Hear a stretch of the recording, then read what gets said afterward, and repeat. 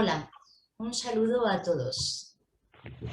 Y me van a permitir que dé las gracias a nuestros amigos argentinos y mexicanos, que con su presencia virtual y aportación de tan bellos iconos han enriquecido nuestro 10º encuentro de iconografía La Belleza que Salva.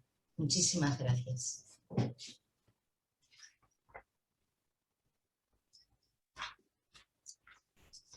Estoy encantada de presentar a Jordi Cortés, maestro iconógrafo de gran prestigio. Yo me inicié en el mundo de la iconografía de la mano de Jordi Cortés, por lo cual mi agradecimiento. Gracias, Jordi. Encantado. Jordi Cortés nace en Alcoy, Alicante. Hereda de su madre, también artista, el amor por el dibujo y la pintura. Recibe clases de la pintora impresionista doña Mila Gómez, de la cual siempre cuenta que le quitó el miedo al color. Se matricula en la Escuela de Artes y Oficios de Alcoy, donde estudia 2 años. Después ingresa en la Escuela La Lonja de Barcelona, donde pasa 3 años. Deslumbrado por la belleza de las técnicas clásicas, pintura al fresco, estuco, esgrafiados, pintura al temple de huevo sobre tabla, estudia y se especializa en procedimientos pictóricos de pintura mural. La casualidad hace que en un viaje conozca a doña María Luisa Alonso Misol, iconógrafa y representante del grupo Iconopisetsi, pintoras de iconos, la cual le descubre el apasionante mundo de los iconos. Conoce también a su hija, la historiadora doña María Luisa Sánchez Alonso Misol, con la que poco tiempo después contrae matrimonio. Tras estos acontecimientos, Jordi Cortés se traslada a Madrid, donde se dedicará profesionalmente al arte, la artesanía y sobre todo a investigar y profundizar y pintar iconos. Es elegido secretario general del gremio de artesanos. Funda y dirige el Centro Artesano de Madrid como centro colaborador del Instituto Nacional de Empleo. Funda y dirige Ecoarte, empresa de actividades ecológicas y artísticas. Funda también Jordi Cortés Estudio de Arte Sacro y la Escuela de Pintura de Iconos que lleva su nombre. Maestro de maestras y maestros. Por su escuela han pasado muchos iconógrafos que actualmente imparten clases de pintura de iconos en México, Puerto Rico, Estados Unidos y sobre todo en España. Ha realizado numerosos encargos, especialmente para la Iglesia Católica.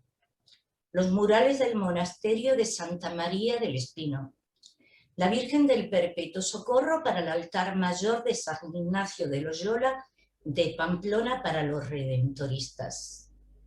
El icono del centenario conmemorativo del 7º centenario de la muerte de San Nicolás de Tolentino para los agustinos recoletos. Los iconos Justinia del Valle de los Caídos para la Orden de los Benedictinos. Para los filipenses en el oratorio de Alcalá de Henares, el mural del presbiterio y del refectorio, el de la hornacina de la Virgen del Carmen, el retablo de la Virgen de Guadalupe y numerosos iconos. Los iconos de San Felipe Neri para el oratorio de Sevilla y de Polonia, San Pablo y el Beato Cardenal Spínola para las escuelas San Pablo CEU de Sevilla, entre otros. Funda Yaroslav, Asociación Española del Icono. Funda también Aikumbiru, Academia Internacional de Iconografía Bizantina y Rusa, las cuales las preside durante largos años. Le conceden varios premios y medallas en España y varios países de Europa. Es nombrado artesano madrileño tradicional por la Cámara de Comercio e Industria de Madrid. Actualmente reside en Valencia, donde tiene su estudio de pintura e iconografía. Mantiene su escuela de pintura de iconos en Madrid, donde acude una semana al mes para impartir sus cursos. Está escribiendo un manual de pintura de iconos donde recopila su larga experiencia iconográfica y ha desarrollado un importante número de cuadernos prácticos para facilitar el aprendizaje. Gracias. Gracias a ti, Paqui. Ha sido muy emocionante escucharte, porque has nombrado muchas cosas de las cuales ya no me acordaba. Me alegro. Muy bien, pues antes que nada, buenos días a todos y dar las gracias a los organizadores del 10º Encuentro Nacional y yo diría internacional de iconografía. Es para mí un gran honor siempre que me invitan. Y también dar los buenos días y las gracias a todos los presentes.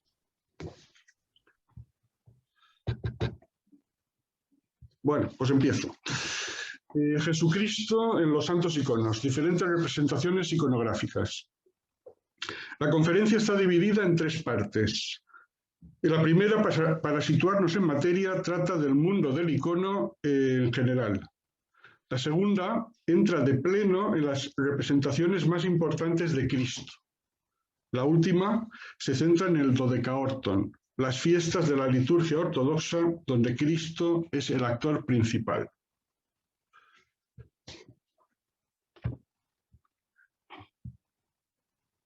A ver.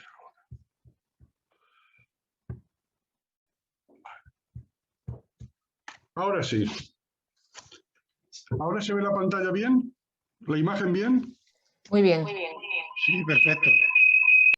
Gracias. ¿Qué es un icono? El icono es una tabla de madera pintada que representa a base de líneas y colores una figura, una escena de las Sagradas Escrituras o un personaje santo. Pero esto es solo el envoltorio. El icono es un sobre cerrado que tenemos que abrir poco a poco para ir descubriendo su mensaje divino, sin que la luz que contiene, más fuerte que la del rayo, nos ciegue.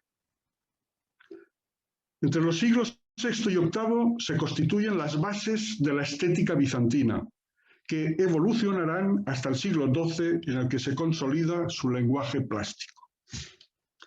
La figura humana se reinventa. Los personajes sagrados se presentan frontalmente a fin de recibir la veneración de los fieles y de establecer una verdadera relación con ellos. Para los bizantinos, la imagen debía revelar los valores espirituales ocultos bajo las apariencias de la materia y dar fe de la existencia de un mundo supraterrestre. Dios se manifiesta en el mundo por medio de la luz. Ego sum lux mundi. La herencia antigua se transforma. El artista se servirá de la figura humana, de la luz, del destello del oro, de los colores y los ornamentos para representar lo invisible. El culto de los iconos nace en Bizancio en el siglo IV. Hay varias teorías sobre el origen de los iconos. Según algunos autores, provienen de unos retratos encontrados en el Fayum, Egipto. El arte bizantino es una síntesis de elementos helénicos y orientales, y los primeros iconos están muy relacionados con Egipto. Otros apuntan que derivan de los medallones imperiales o incluso de los dípticos consulares, retratos sobre marfil o madera que servían como credenciales de nombramientos a cónsules y funcionarios. Constantino, el primer emperador cristiano, traslada en el año 330 su residencia de Roma a Constantinopla, la capital del nuevo imperio, que pronto se la denominará la Nueva Roma, se convertirá en la cuna de la pintura de iconos. Pocos ejemplos nos quedan de aquella época. Los más antiguos son del monasterio de Santa Catalina en el Sinaí, como este Cristo que están contemplando, pintado a la encáustica. El temple de huevo, la técnica principal de los iconos no aparecerá hasta el siglo X. A partir del siglo VI, los iconos pasan a convertirse en sí mismos en un objeto de adoración que reemplaza parcialmente el culto a las reliquias. En los monasterios se presentan a los creyentes como parte integrante de la liturgia y catequesis.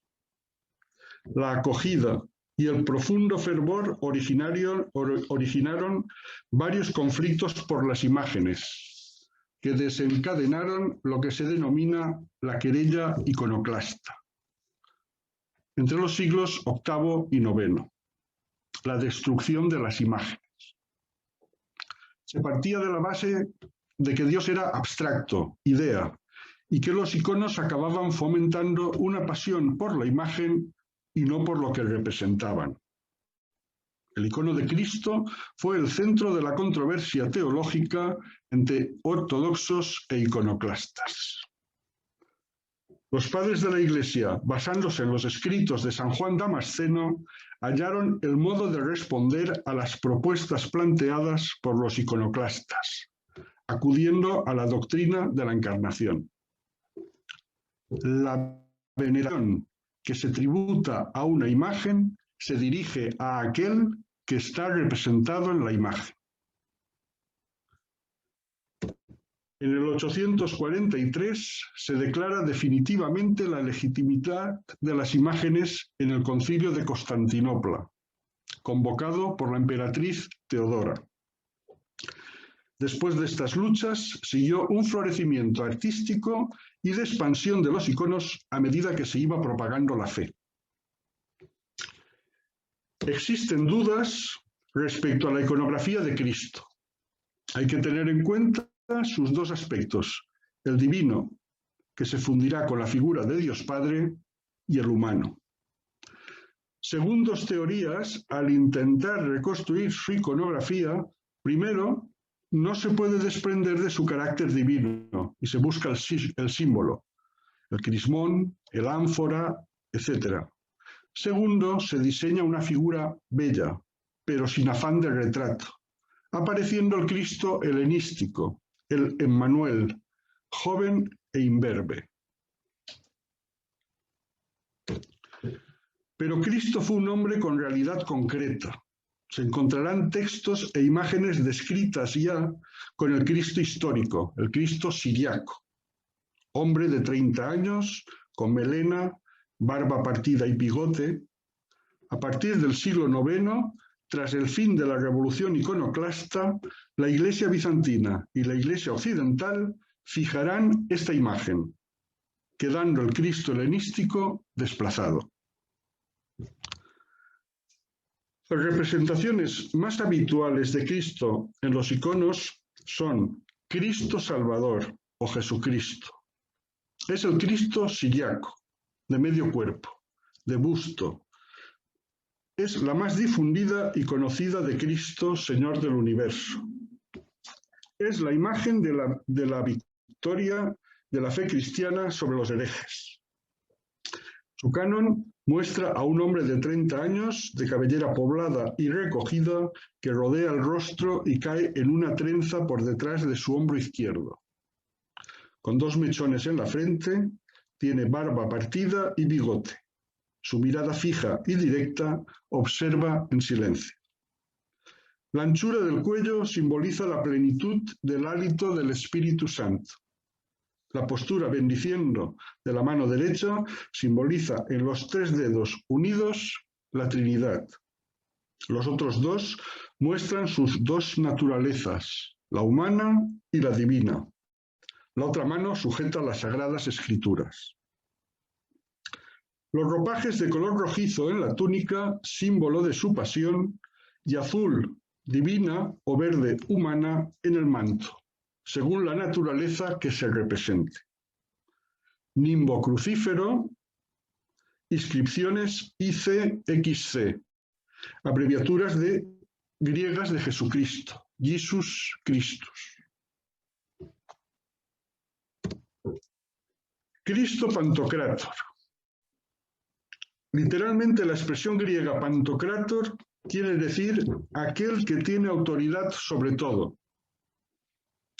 Dios Padre o Cristo como soberano universal, en calidad de gran majestad o Señor del universo, sentado en el trono de Salomón, de sabiduría, sobre almohadones de forma alargada y un escabel en los pies, símbolos de dignidad y poder sobre los individuos.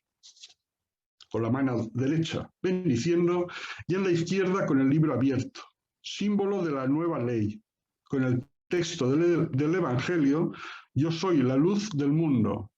Otras veces, yo soy el camino, la verdad y la vida. Nimbo crucífero, Oón, el que soy, equivalente al nombre sagrado de Dios. Las inscripciones ICXC. La indumentaria, chitón o túnica, de color rojo o púrpura, con dos cenefas que cuelgan desde los hombros hasta los pies, el clavus augustus. Inmatión o manto, de color azul oscuro, aludiendo a su realidad divina, o de color verde, refiriéndose a la humana.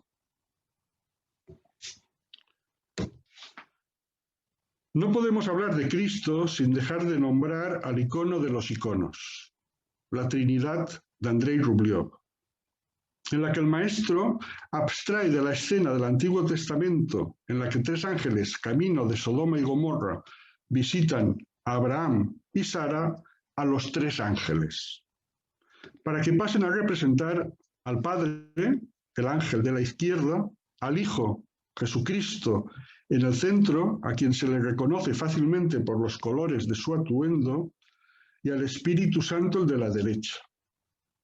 Durante muchos años, algunos autores situaban a Dios en el lugar del ángel central. Otras representaciones de la Trinidad es esta, que se da en muchos iconos.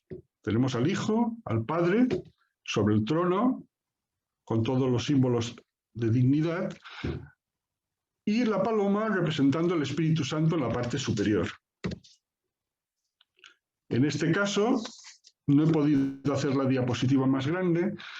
Vemos también que está Dios sentado en el trono, sujeta a su Hijo, y su Hijo sujeta al Espíritu Santo.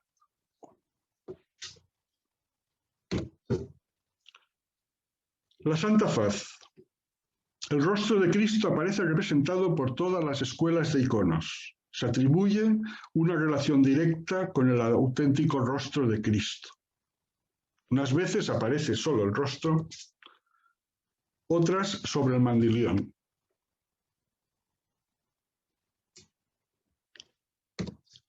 Acra tapeinosis, o Cristo resucitado. Este icono está basado en el de la escuela de Creta del siglo XV, que se encuentra presente en el monasterio de Zodocho, en Patmos. Es una representación original y bellísima de la muerte y resurrección. La muerte, representada por el atributo de la cruz, véase que aparece detrás de Cristo, al mismo tiempo la resurrección, alzado de pie dentro del sarcófago, mostrando sus heridas. Para seguir con la gran variedad de escenas referidas a Cristo, vamos a visitar varios iconostasios.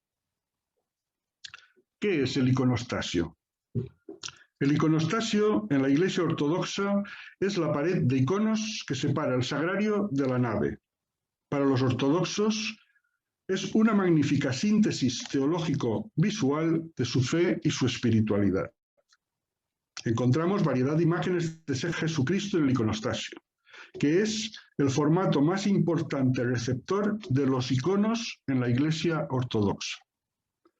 En el siglo XIV, los iconos ya estaban dispuestos en el iconostasio en varios órdenes, siguiendo un sistema iconográfico y teológico de gran precisión. En la parte inferior encontramos las puertas centrales, que reciben el nombre de puertas reales o santas, también puertas del zar en Rusia. Las puertas laterales que reciben el nombre de puertas diaconales. Se completa esta primera hilera con los iconos de los santos patrones de la Iglesia, con la Virgen y con Cristo. Las hileras superiores dispuestas en horizontal las forman la deesis, con el Pantocrátor en el centro, habitualmente entronizado, la Virgen a su derecha y San Juan Bautista a su izquierda. Están de pie e inclinados hacia el Redentor en postura de ruego y petición por la salvación del mundo.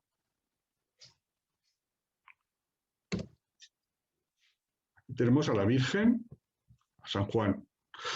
A partir de estos tres personajes esenciales en la desis, a la derecha e izquierda y con el mismo gesto, aparecen otras parejas de santos, siguiendo un orden jerárquico, hasta rellenar la totalidad de la hilera. Son los arcángeles Gabriel, Miguel, los santos Pedro y Pablo, normalmente San Jorge y San Demetrio, en este caso son padres de la Iglesia. Otra hilera dispuesta encima de la anterior corresponde a la de las grandes fiestas de la liturgia bizantina, donde aparecen las del Dodecaórton, que pueden abarcar 12, 14, 16 o más fiestas, la mayoría de ellas dedicadas a la figura de Cristo. Los padres de la Iglesia, San Basilio el Grande y San Juan Crisóstomo, eligieron los 12 episodios principales del Dodecaórton, que representan el periodo del Nuevo Testamento, dividiéndolos en 4 partes: la infancia de Cristo, la vida pública, la pasión y la parte gloriosa, formada cada parte por 3 escenas.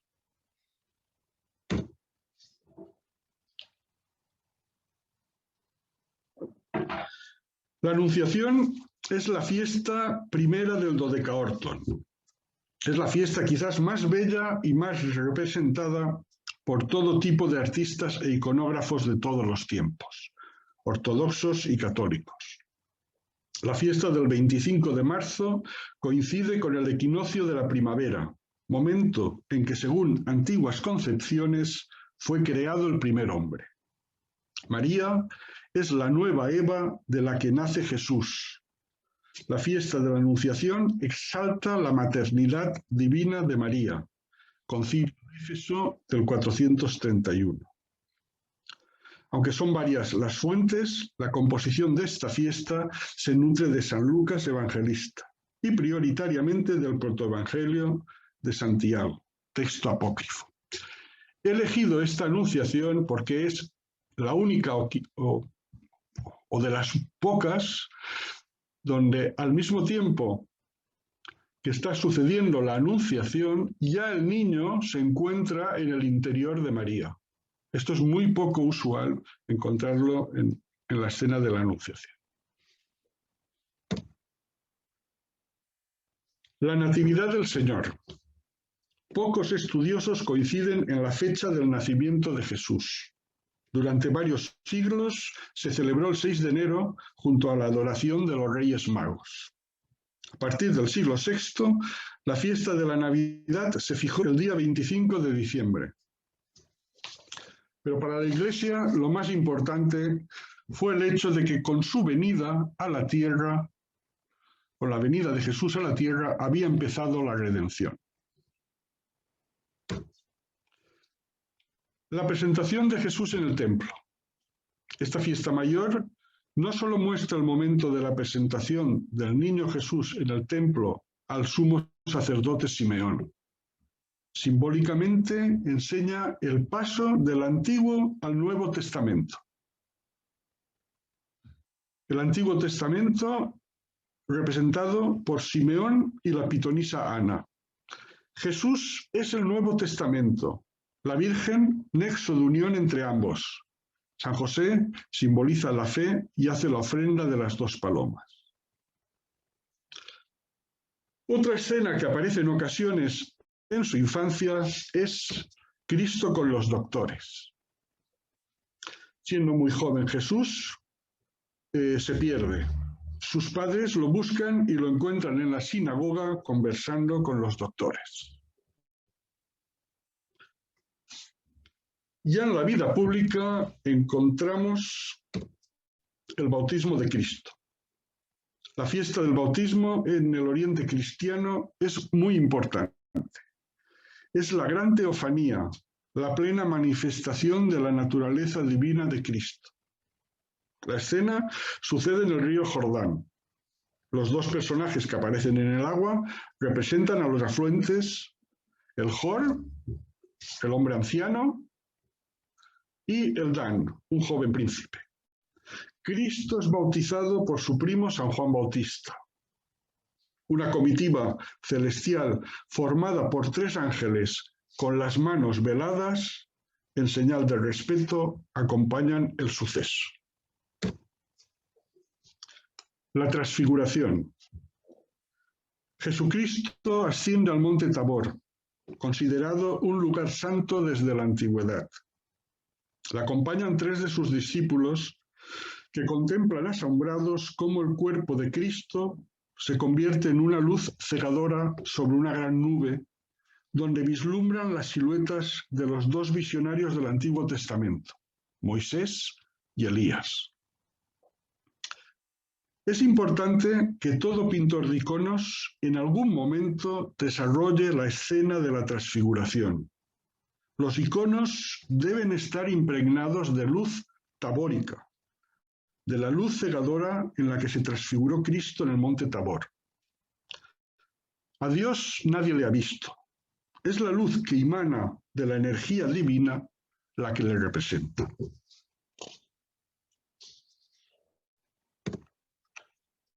La resurrección de Lázaro.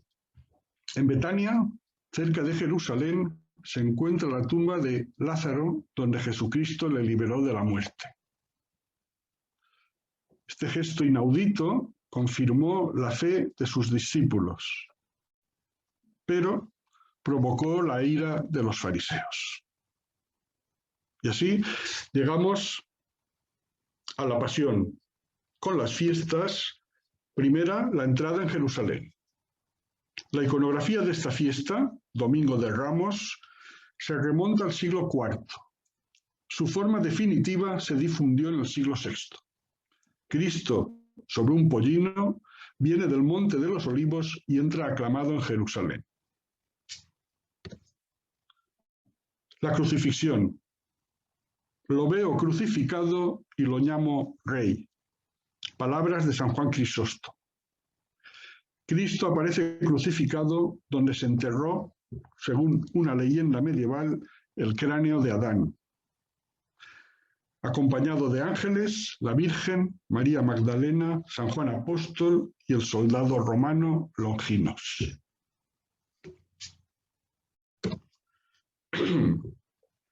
La anastasis designa un tema iconográfico tomado en Oriente como imagen simbólica de la resurrección. Cristo, de haber muerto y ser sepultado, descendió al Hades o infierno de los justos, donde aguardaban la resurrección los no bautizados, para vencer a la muerte y llevarlos consigo. Este es otro icono de la anastasis. Por último, llegamos a la parte gloriosa. La ascensión.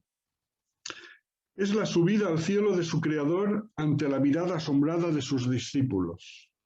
La Virgen, custodiada por 2 ángeles, representa el centro de la humanidad.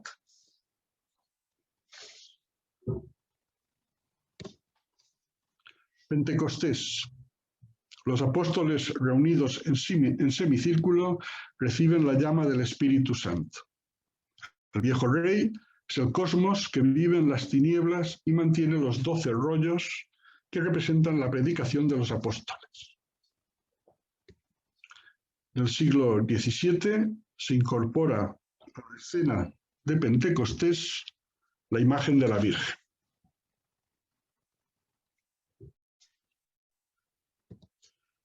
Dormición de la Virgen. En la ortodoxia es la fiesta mariana más importante. En Occidente corresponde a la festividad de la Asunción. Cristo se lleva en sus brazos el alma de su madre. En la parte gloriosa también podemos encontrar los iconos de la duda de Santo Tomás o la exaltación de la Virgen, la exaltación de la cruz, perdón. Considerados cristológicos y de contenido dogmático, las 12 fiestas que hemos contemplado siempre, salvo excepciones, deben aparecer en la fila horizontal del iconostasio, dedicada a las grandes fiestas. Las hileras superiores están dedicadas a profetas y patriarcas.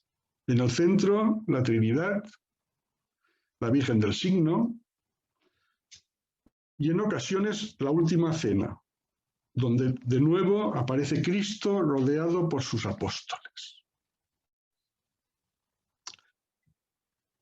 La ponencia ha concluido.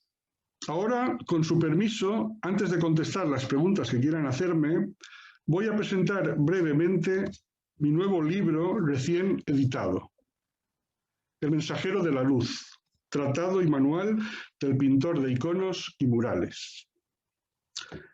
He escrito este libro pretendiendo que sea una herramienta de gran ayuda para el pintor de iconos novel y al mismo tiempo pueda significar una experiencia satisfactoria para el iconógrafo más experimentado, al poder comparar y quizás descubrir variaciones que le puedan servir de ayuda. Nunca se deja de aprender. Las 176 páginas que componen el libro tratan con severidad todo lo relacionado con el procedimiento pictórico y la simbología del icono. Este tratado se refiere a la plástica del icono tal como se realiza en mi escuela. Está ilustrado con 210 imágenes a todo color y 174 esquemas que presentan de forma muy didáctica el estilo más puro para la realización de los iconos, por medio de dibujos que ayudan a realizar el diseño propio de un icono. Técnicas y acabados de dorado. Plantillas de marcos, cenefas y aureolas. Todo lo referente al color.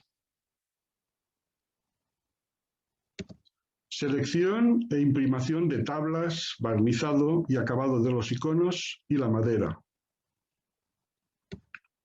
Ejercicios referentes al tratamiento de tejidos y carnaciones, de la escuela rusa, de la escuela griega. Iconos y dibujos de diferentes tipologías. Y por último, todo lo referente a facilitar la pintura de un mural, tanto al fresco como al seco. Explico secretos y fórmulas que, según la experiencia de grandes maestros y la mía propia, ayudan del mejor modo para que surjan de una manera sencilla las claves de cada icono, con el fin de que resulte una auténtica obra de arte sacro, y que al respetar los cánones clásicos que marca la tradición, sirva de ayuda para reflejar la luz de las sagradas imágenes. Los interesados aquí tienen en pantalla donde pueden ponerse en contacto conmigo, tanto por email como por teléfono. Pues muchas gracias y si tienen alguna pregunta, pues estoy a su disposición. Muchas gracias, Jordi.